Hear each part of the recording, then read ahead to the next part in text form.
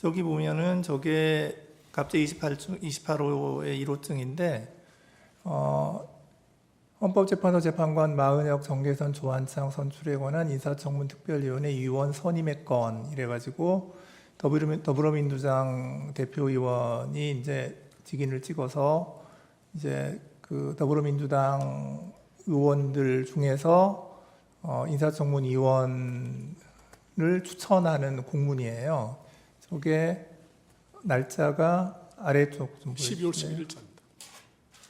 12월 10일입니다. 10일에 이제 그 의장한테 보냈죠. 그리고 나서 그 다음 장 뒷면 좀 보여주실래요?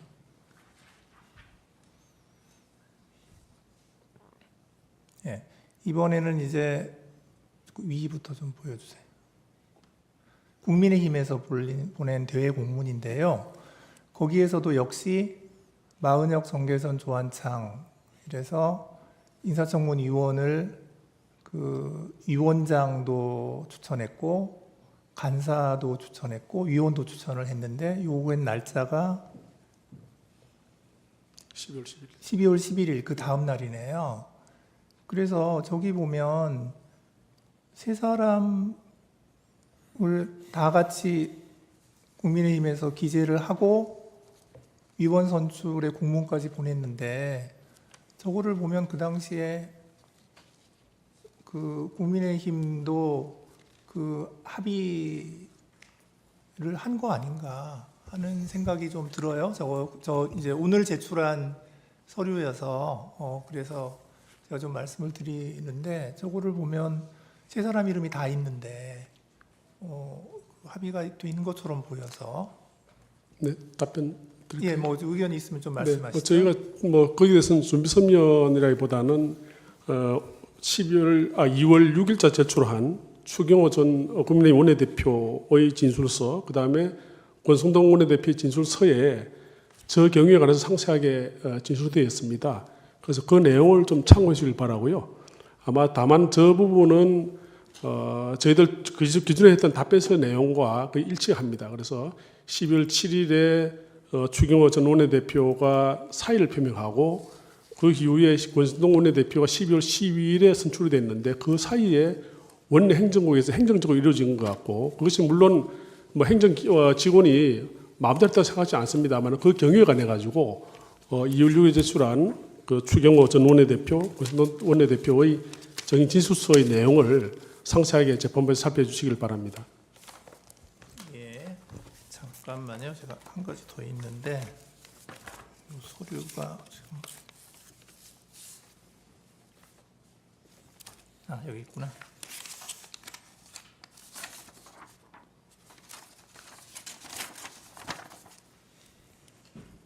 아까 그건 주세요. 주시고.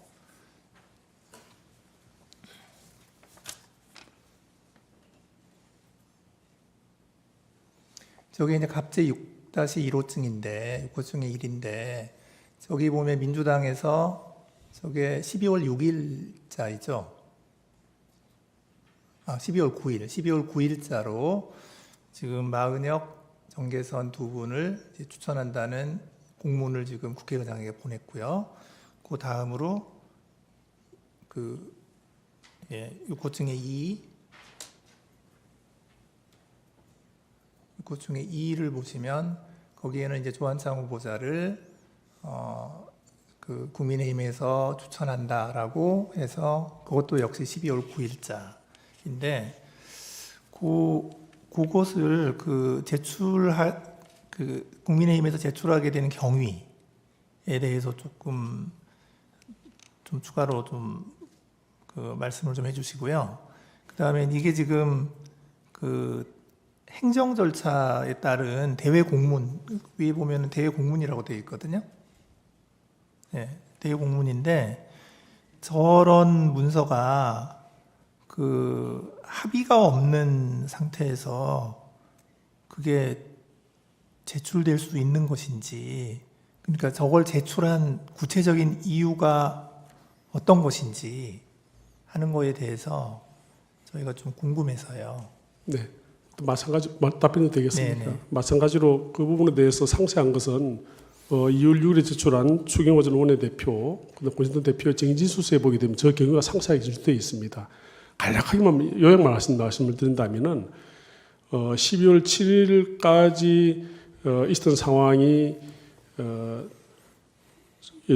추경호 전 원내대표와 더불어민주당 박신다 원내대표 사이에 이 처음에 헌법재판관 1인 할 것이냐, 1대2로 할 것이냐, 또는 1대1 그리고 합의를 할 것이냐가 논의를 하다가 1대1 하면은 문제가 없는데 나머지 한 분에 대해서는 9분이 다 이제 헌재가 완전체로 되기 때문에 헌법재판소장을 어느 분으로 할 것이냐에 관해 가지고 논의를 하시던 것 같습니다. 그래서 전현직 재판관님 중에 이렇게 논의가 됐던 것 같고 그 과정에서 12월 7일 날 아까 말씀드린 대통령에 대한 탄핵 소추가 한번 무산된 이후에 추경호 원내대표가 사임을 하시고 그 이후에 12월 12일에 고신동 원내대표가 새로 선출됐는데 지금 말씀드린 12월 9일자와 12월 10일자 공문은 그 사이에 공백해 있었던 상황 같습니다. 그래서 이 새로 추경호 권성동 원내대표가 취임하신 이후에 국회의장을 방문하고 박찬대 더불어민주당 원내대표와 만나가지고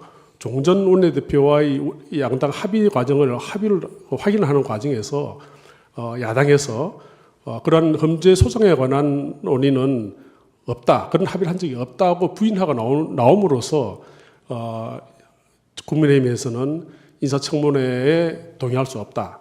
그리고 인사청문회 개최에도 동의를 못하기 때문에 들어가지도 못하고 또 본회의도 아마 표결에 참여하지 않은 것 같습니다. 그래서 그 상세한 경우에 관해 가지고는 그 진술서를 좀 재판님께서 좀 상세하게 참조해 주시길 바랍니다.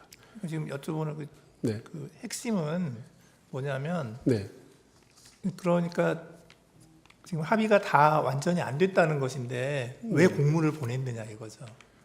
저게 아까 제가 말씀드렸지만 그 내용 자체에 보게 되면 그 원내대표의 공백기 사이에 그와 같은 적어도 한 분과 한 분은 이견이 없던 것 같고 나머지 한 분은 적어도 헌법재판소장의 임명 동의에 관한 야당의 협조, 야당의 그 동의를 야당에서 합의를 했었는데 그 부분에 가지고 그렇게 됐으니까 이제 1대2로 이렇게 된 상황에서 공문을 보냈는데 야당에서 그 부분을 완전히 부인을 하고 나온 상황이고 또 실제로 12월 14일 날 대통령에 대한 탄핵소추가 의결됨으로써 대통령이 직무 정지가 된 상황입니다. 그래서 권한 대행이 헌법재판소장을 임명할 수 있느냐에 대한 논란이 된 것 같습니다. 그래서 적어도 그 전 원내대표와 추경호 전 원내대표와 그 박진대 더불어민주당 대표 사이의 그 논의 과정도 사실상 이행하기 어려울 뿐더러 더불어민주당 원내대표께서 그 부분에 대해서 부인하고 나와가지고 국민의힘에서는 그러면 이것은 한 분에 대해서는 적어도 합의가 안 된 것이다 이렇게 된 것 같습니다. 그래서 그러니까 합의가 안 됐으면 공문을 안 보냈었어야 되죠. 그것은 아마 실무적으로 아까 말씀드린 그 원내대표의 공백기 사이에 그 적어도 야당에서 그걸 또 동의를 해주는 전제로 보냈는데 지금 야당에서 그것을 부인하고 나와가지고 저희는 그 부분은 합의가 안 된 것이다 또는 합의가 무효화된 것이다 또는 야당이 그 조건을 위반한 것이다 이렇게 지금 주장하고 있는 것 같습니다. 네, 알겠습니다. 네, 이상입니다. 예, 이상으로 이 사건 변론을 종결하겠습니다. 당연한 이야기지만 선고 시기는 재판부 평의에서 정해지면 당사자에게 통지하겠습니다. 이상입니다. 자, 그러면 지금부터 잠시만 주목해 주시기 바랍니다. 제가 구독자분들을 위해서 선물 하나를 준비했는데요. 제가 항상 여러분들께 드리는 말씀이 있습니다. 뉴스만 평소에 잘 챙겨보셔도 돈이 되고 돈을 벌 수 있다라고 말씀을 드렸는데요. 여러분들은 여기 보시는 삼성전자 뉴스를 보고 어떤 생각이 드세요? 아니면 정치인들의 뉴스, 날씨 뉴스를 보고는 어떤 생각이 드시나요? 그냥 뉴스만 보고 끝내는지 아니면 이 뉴스를 어떻게 이용할 수 있는지 이 부분을 고민하고 계시는지를 되물어보고 싶습니다. 그 이유가 뭐냐 하면 제가 지난번에 여러분들께 뭐라고 말씀을 드렸었죠? 지금은 반도체 섹터를 눈여겨보셔야 한다고 말씀드렸습니다. 그리고 나서 이런 썸네일들 뉴스를 통해서 많이 보셨을 겁니다. 반도체 내용이 이슈가 됐을 때 부자들은 어떻게 생각한다? 반도체 관련주들은 뭐가 있는지, 어떤 종목이 가장 좋은지, 어디에 투자해야 돈이 몰리는지 자연스럽게 생각한다고 제가 말씀을 드렸죠. 그 이유가 뭐냐 하면 부자들이 봤을 때는 이슈가 곧 돈으로 이어지고 그 이슈가 나에게 돈을 벌어준다는 경험적 확신이 있기 때문에 부자들은 항상 이런 사회적 이슈를 관심 있게 챙겨본다고 제가 말씀을 드렸습니다. 이번에도 마찬가지인데요. 제가 지난번에 시청자분들과 함께하는 주식으로 수익 내기 이벤트를 진행했었죠. 당연히 100% 무료로 진행을 했었고요. 여기 보시면 아시겠지만 제가 지난번에도 구독이라고 보내주신 모든 시청자분들께 반도체 관련주 중에 가장 크게 급등할 딱 한 종목, 많은 종목도 아니라 한미반도체 한 종목을 여러분들께 추천드렸어요. 그러면서 여기 나와 있는 대로 정확히 얼마에 매수해야 하는지, 그리고 수익률이 어느 정도 나왔을 때 팔아야 하는지를 이런 부분들까지 여러분들에게 정확히 알려드렸었는데 지금 실제로 어떻게 되었다? 오른쪽을 보시면 아시겠지만 제가 지난번 문자 발송으로 이 한미반도체를 소개해드리고 나서 실제로 이렇게 5배 이상 어마무시한 상승이 나왔습니다. 100만 원만 투자를 했어도 무려 500만 원이 넘는 수익금이 생긴 거죠. 그래서 당시에도 굉장히 많은 분들이 제가 드린 이 한미반도체로 수익을 내실 수가 있으셨을 텐데요. 다시 한번 축하드린다고 말씀을 드리겠고 이번에도 마찬가지입니다. 앞으로도 2024년, 2025년 계속해서 기대해볼 섹터는 AI입니다. 그 중에서도 AI 반도체는 그 누구도 부정할 수 없는 미래 성장 산업입니다. 그러면 우리가 어떻게 생각해 볼 수 있을까요? AI 반도체 종목 중에 앞으로 크게 대장 역할을 하면서 10배 이상 급등할 수 있는 텐베고 종목을 지금부터 열심히 추적해야 한다는 겁니다. 큰 돈을 투자하지 않더라도 월급의 일부분 아주 소액이라도 이 종목을 모아가야 수백 %의 수익률을 손에 쥘 수 있는 것이죠.